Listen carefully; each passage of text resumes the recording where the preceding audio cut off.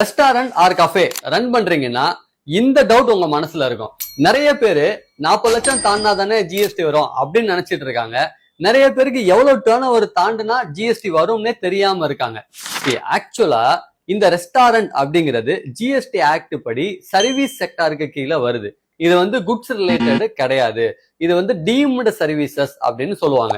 அப்படிங்கிறதுனால ரெஸ்டாரண்ட் சர்வீசஸ்ல உங்களோட turn over 20 லட்சத்துக்கு மேல தாண்டினாலே நீங்க கண்டிப்பா ஜிஎஸ்டிக்குள்ள ரிஜிஸ்ட்ரேஷன் பண்ணணும். ஸோ ஜிஎஸ்டி ரிஜிஸ்ட்ரேஷன் பண்ணிட்டு அதுல இருந்து நீங்க ஜிஎஸ்டி ஒரு 5% கலெக்ட் பண்ண ஆரம்பிச்சிடணும்.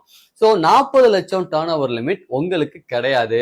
ஏன்னா ரெஸ்டாரண்ட் வந்து சர்வீசஸ் கீழே வர்றதுனால. அப்ப 40 லட்சம் யாருக்கு வரும் அப்படின்னு பாத்தீங்கன்னா, யாரெல்லாம் குட்ஸ் சப்ளை பண்றீங்களோ. இப்போ நீங்க ஒரு ஃபுட் ப்ராடக்ட்ஸ், ஃபார் எக்ஸாம்பிள் இப்போ நீங்க வந்து ஊறுகாய் விற்கிறீங்க, இல்ல பன்னீர் விற்கிறீங்க, இல்ல நெய் விற்கிறீங்க, இந்த மாதிரியான ப்ராடக்ட் நீங்க சேல் பண்ணீங்கன்னா 40 lakhs வரைக்கும் உங்களுக்கு லிமிட் உண்டு. பட் நீங்க ரெஸ்டாரண்டோ இல்ல கஃபேவோ ரன் பண்ணீங்கன்னா உங்களுக்கு 20 லட்சம் தான்.